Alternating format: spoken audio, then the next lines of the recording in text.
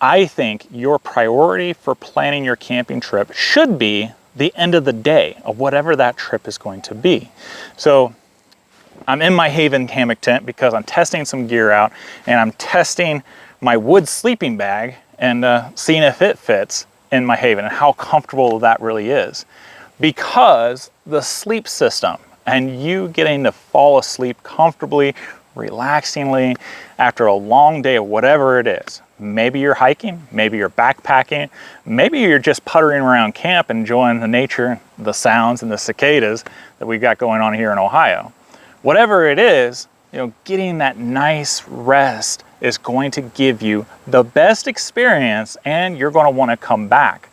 Everybody that I've talked to that says they don't like camping, the concerns that constantly come up is sleep, right? It's like, man, I don't want to sleep on the hard ground, or I don't want to sleep with all the noise, or I'm afraid an animal is going to come and eat me, whatever it is, but it relates somewhere around their sleep system. Today I'm going to talk to you a little bit about traditional sleeping methods that you can easily find, and they're not that difficult. Now, the first one that I have here that I'm showcasing is my wood sleeping bag. This is a 1950s wood sleeping bag. It is deluxe. It is 16 pounds of heavy-duty cotton canvas and duck down. Now, duck down even today is considered the premium item to stay warm. Now, here in Ohio right now, this is 85 degrees, which is why I'm out here, because it's a little bit cooler. But you definitely wouldn't want to necessarily take this sleeping bag even on a summer trip. It's going to keep you way too warm for what you really need. Makes a nice bed, but it's still going to be very, very warm. The most common options during the early 20th century was Kephart or cotton batting. Now, cotton batting, easy, it's simple. Problem is with cotton batting, once it gets wet, it's really, really difficult to dry, and it's not all that warm when it does get wet. So if you're sweating, if you're breathing through, covered up in your sleeping bag and everything, that condensation, you're going to make yourself colder than what you really need to be. Kephart, on the other hand, is a good middle ground. It does pretty good for keeping you warm. The problem with Kephart is it breaks down pretty fast. So historical examples of Kephart sleeping bags, what may have been fall, early winter weight is definitely more summer weight than anything today. Now we're going to look behind me, and we're going to take a look at very traditional sleeping methods, and I'm going to show you how I use them and give you some tips and tricks so you can maximize the best use out of them. When trying to figure out which blanket to take for traditional camp crafting, wool is certainly superior over all other things because wool can take in moisture and still retain its heat. It also breathes, so even on a hot day like today, if you just throw it over you, not wrap it up around you, you'll stay moderately comfortable, and generally speaking, if it's at night and you're too hot anyways, you're just going to wear the clothes that you have and try to go to sleep as it is. So there are three things that you need to consider when picking out your wool blanket. First of all is the material itself. Is it going to be sheep's wool? Is it going to be camel wool? I will tell you that camel wool is the superior one. It's going to hold the heat in a lot better, but you're also going to pay for it. Second is the weave. Is it tight? Is it loose weave? And lastly is the weight. And you could also possibly throw in dimensions and a few other items, but the weight itself is going to tell you how much wool content is in there. And in regards to size, you want to make sure that, well, you can wrap yourself up in it. Now, what I have here are 3 original blankets. They're actual artifacts, and I have 1 reproduction. The one I'm sitting on, as you can see, is larger compared to the other 3, and this is a Civil War blanket. It was made by N.J. Sakala, and I bought it, 6-7 years ago or something like that. It is a legitimate 5-pound, authentically reproduced blanket. And you can still find reproduced blankets with 100% wool out there, like Family Heirloom Weavers. You can also go on the Button Baron and South Union Mills, just to name a few, to find good quality heirloom blankets. Now, the one over here on my right, that is a scarce 1930s Boy Scout blanket. Notice the size difference, and I'll talk to you a little bit about the weave here in a little bit. The one behind it is a 1940s, 1950s Boy Scout blanket, and the one that's behind me is my father's Vietnam War era blanket. The 2 Scout blankets that I have are smaller than even the Vietnam War era blanket, but you have to think about the purpose. the Scout blankets were made for kids, not for a 6-foot adult like myself. The one behind me, the Vietnam era blanket, well, that one's certainly made for adults, but not so much in the same context as, say, like the Civil War blanket. They're all 100% wool, they're all going to keep you very warm, but the size does make a difference as well. The Vietnam era blanket didn't see a whole lot of time outside because, generally speaking, especially during the time of Vietnam, and same thing with Korean War and World War II, sleeping bags started getting issued. So the blankets were mostly seen on cots or bunks somewhere. So they spent more time inside than what they did outside. Now, in regards to the Scout blankets, they certainly saw time outside, but the smaller size is for a smaller frame, for like a kid instead of an adult. I'm actually rather surprised about the 1940s, 1950s Boy Scout blanket because I thought it would be a little bit wider. But as wool ages, they also shrink. So the sizes are a little bit off, not much, but a little bit off compared to when they were originally issued. And of course it's wool, so if you washed it and tumbled it in a dryer, it's going to shrink up really bad. That may have happened to this 1940s, 1950s blanket because the ink on it doesn't look quite right compared to what I've seen from other original examples. But this 1930s blanket is certainly in pretty good condition, except for a little bit of a tear here. I don't take it outside and use it. This is more or less just for my collection and for my knowledge, so I can examine and understand the implications of what it did for history. The Civil War blanket has, it's not a super tight weave, but it's also not a super loose weave. The 1930s Boy Scout blanket is a looser weave than the 1950s, and I'm sure we're all fairly familiar probably with the military blankets, especially during the time of Vietnam. You can still find surplus military blankets, and they're cheap enough to get. But the 1940s, 1950s Boy Scout blanket has more of a felting to it. It's a little bit thicker than, say, the 1930s. The 1930s blanket has a little bit more shoddy in it, and it's a lot more rough compared to the 1950s, and even compared to the Vietnam War blanket.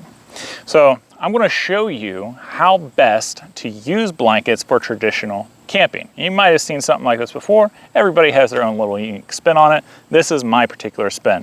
Generally speaking, when people first starting going outside doing traditional camping, they want to lay in their blanket and wrap up like a burrito like they would on their bed. Now, first thing, you don't want to be super tight. You actually want to have some dead space in between you, your skin, and the blanket. That dead space is going to heat up, and it's the wool that's going to keep it inside. If you do not have that dead space, well, you're actually going to be colder because of that hot air is not there to help keep you warm and radiate. Writings throughout the early 20th century mentioned blanket pins. Now, blanket pins were actually used for a really, really long time, and if you were an adult or a kid in the early 1900s, then having blanket pins in your house was already fairly common. It's not something that would have seemed like, oh wow, that's unique, that's really weird. Today, we don't really use them so much. I always carry about 10 blanket pins with me whenever I go camping, because even if you're not using it for a blanket, they have a lot of other uses. So I'm going to show you my way. When you lay down, you want to first measure it out and lay down like so to know where the tip of your blanket is, the point, and your feet. The first thing you're going to want to do is create what's called your foot box. Think about a regular sleeping bag. Your foot box is where all that heat is going to either stay or escape. If your feet is cold in a winter's night, you're going to have difficulty having a good night's sleep. So we want to make sure to pay a special attention to that foot box. So you're going to bring the point up and cover it up. It should go midway to your calf, roughly. Take the end. Notice how the points are a little bit offset. This one over here is going to be higher. This one over here is going to be lower. Take your lower one and bring it across your body, leaving space behind your back so that there's that again, you don't want it super close to trap air. Grab a blanket pin to hold it in place. Put it down at the bottom of the foot box. Go through 3 layers.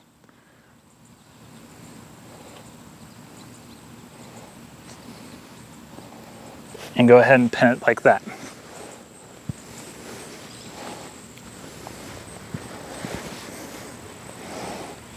Next, tuck this point underneath your leg and figure out roughly the shape that you're trying to go. If you like to move around a lot, then you definitely want to keep that in mind with how much space that you're allowing yourself. Next, the other side, you're going to pull that around you. Now this side is where you're going to use most of your pins.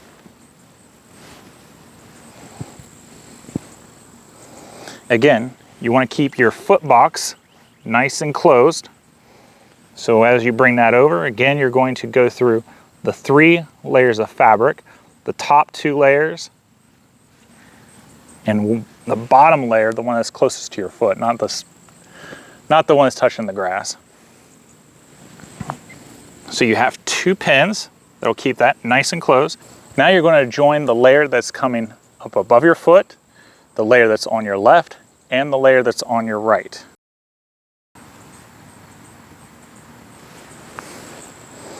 Like so. Now your foot box is complete. The rest of the pins, think of it like your zipper. You don't want drafts in it, so you want to pay special attention and place them about 2 inches apart or so from the bottom to the top to the other one.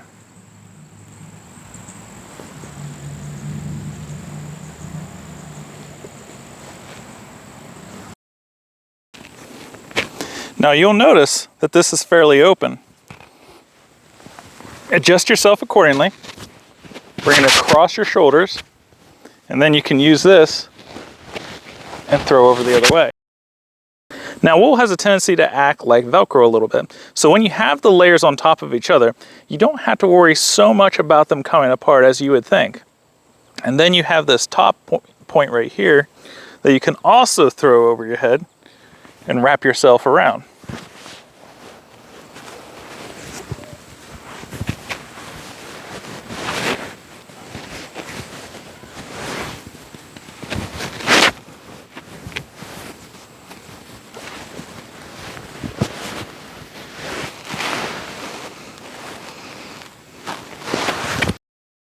And if you need to adjust, you'll probably need to tweak this throughout. Make sure that it's comfortable.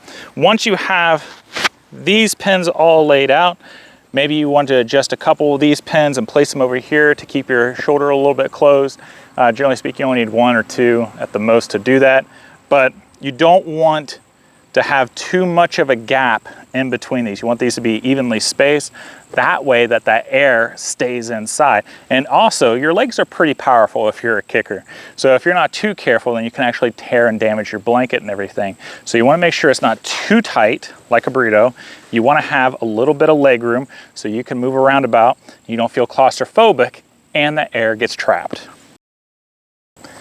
That's the method I use when I go camping with a blanket. Generally speaking, I don't use wool blankets when I go regular camping. I use a sleeping bag. When I do my Civil War reenacting, of course I use my wool blankets, but I also have my wool jacket and other items that I can throw over to keep myself warm.